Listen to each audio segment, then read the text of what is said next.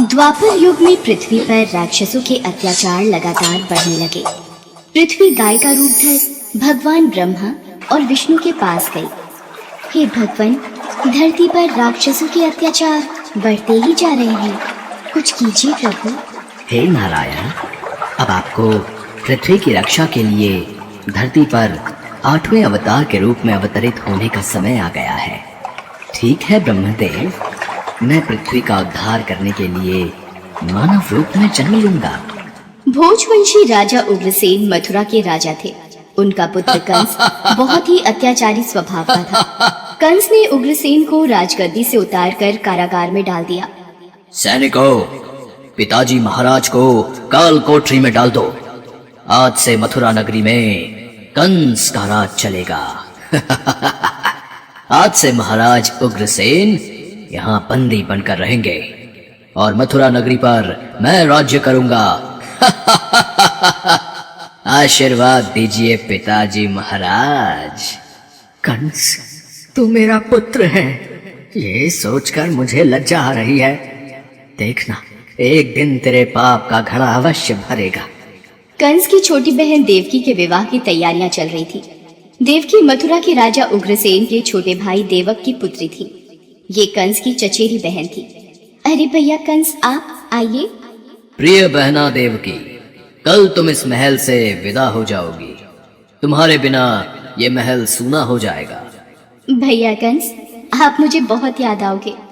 अगले दिन देवकी का विवाह वसुदेव नामक यदुवंशी सरदार से संपन्न हुआ। महाराज वसुदेव, मैं अपनी बहन देवकी से बहुत स्नेह करता हूँ, इसलिए देवकी बहन को मैं स्वयं अपने रथ पर ससुराल विदा करके आऊंगा। ये तो हमारे लिए बहुत ही सौभाग्य की बात है महाराज कंस। कंस देवकी और वसुदेव को छोड़ने चल पड़ता है। देवकी के पिता देवक उसे बहुत सारा धन धान्य संपत्ति आदि देकर विदा करते हैं।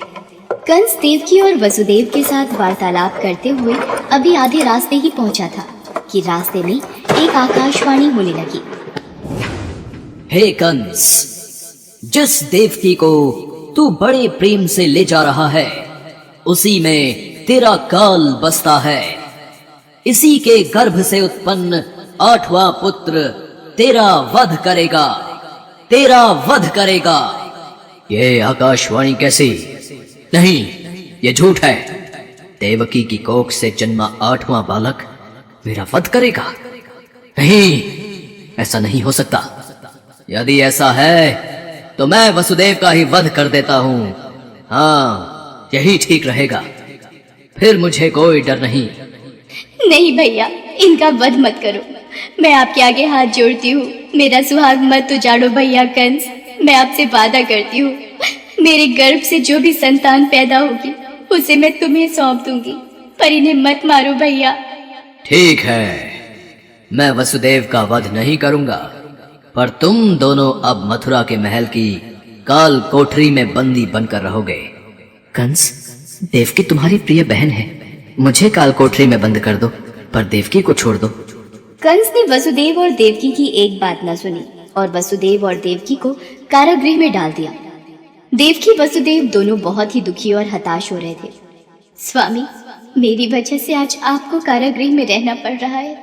मैं ही आपके लिए दुख और विपदा का कारण बनी हूँ। नहीं देवकी, नहीं, ऐसा मत कहो। मैं तुम्हें पत्नी रूप में पाकर बहुत प्रसन्न हूँ। हमें एक दिन कंस के पापों से मुक्ति जरूर मिलेगी। पर स्वामी, भैया कंस मेरी कोख से जन्मे सभी बच्चों को मार देंगे। हम क्या करें? देवकी वसुदेव कारागृह में दुख भोग रहे थे। कंस देवकी और वसुदेव को धमकाता रहता था। वसुदेव देवकी के बच्चा पैदा होता और कंस कारागृह में आकर देवकी के हाथ से बच्चे को छीन लेता। ला, ये पुत्र मुझे दे बहना। भैया, मेरे पुत्र को मत मारो भैया। नहीं स्वामी, हमारा पुत्र, मैं अपने सामने ही अपने सभी पुत्रों का वध होते कैसे देख पाऊंगी? देवकी बेहोश हो जाती है। हे ईश्वर, कोई रास्ता दिखाओ। कंस के अत्याचारों से हमें कब मुक्ति मिलेगी प्रभु? देवकी, आंखें खोलो। कंस बहुत ही क्रूर और अत्याचारी राजा था, जिससे प्रजा बहुत डरती थी। दुराचारी कंस ने वसुदेव देवकी के 7 बच्चों को जन्म लेते ही मार डाला। अब 8वां बच्चा होने वाला था।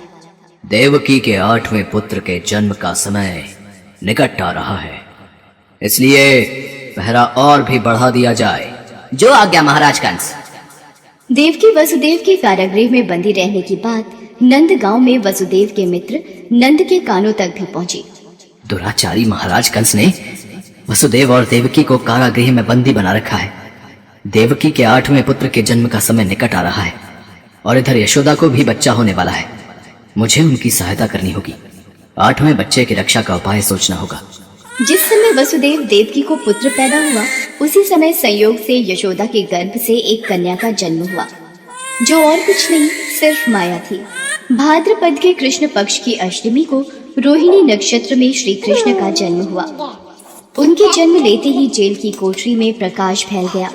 वासुदेव के सामने शंख चक्र गदा एवं पद्मधारी चतुर्भुज भगवान ने अपना रूप प्रकट कर कहा, वसुदेव, मैं बालक का रूप लेकर देवकी के गर्भ से जन्म ले चुका हूँ।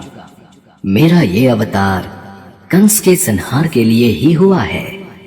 अब देर न करो, तुम मुझे तत्काल गोकुल में नंद के यहाँ पहुंचा दो और उनकी अभी अभी जन्मी कन्या को लाकर कंस को सौंप दो।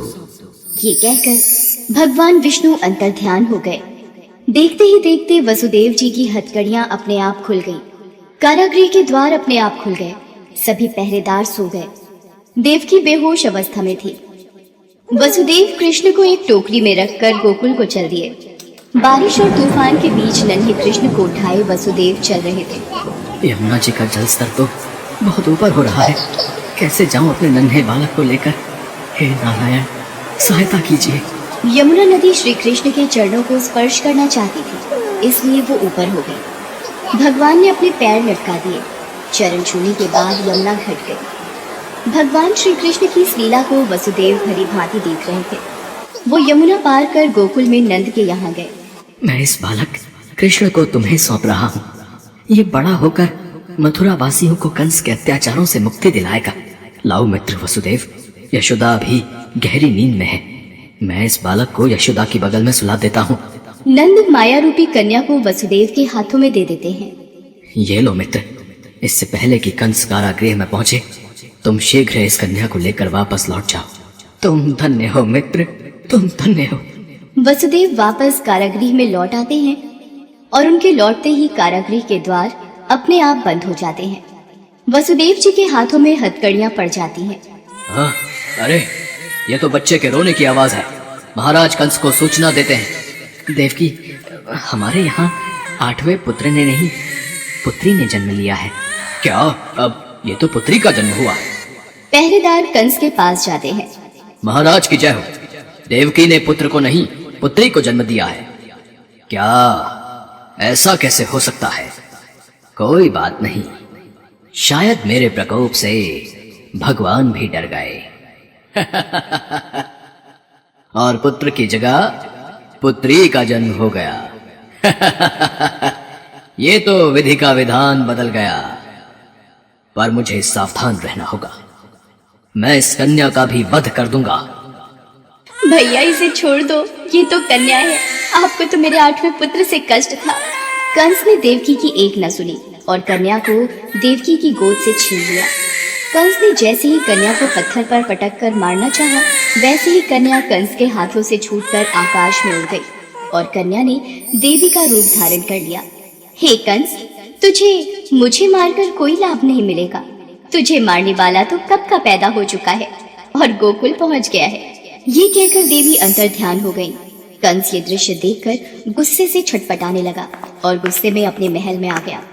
कंस ने श्री कृष्ण को मारने के लिए अनेक दैत्य भेजे। श्री कृष्ण ने अपनी अलौकिक माया से सारे दैत्यों को मार डाला। बड़े होने पर कृष्ण ने कंस को मारकर उग्रसेन को राजगद्दी पर बिठाया। उस दिन से श्री कृष्ण के जन्म महोत्सव को सारे देश में बड़े हर्षोल्लास से जन्माष्टमी के रूप में मनाया जाता है। भगवान कृष्ण की नगरी मथुरा में इस त्योहार की विशेष धूम रहती है और इसी के साथ पूरे ब्रज क्षेत्र में जन्माष्टमी का त्योहार धूमधाम से मनाया जाता है।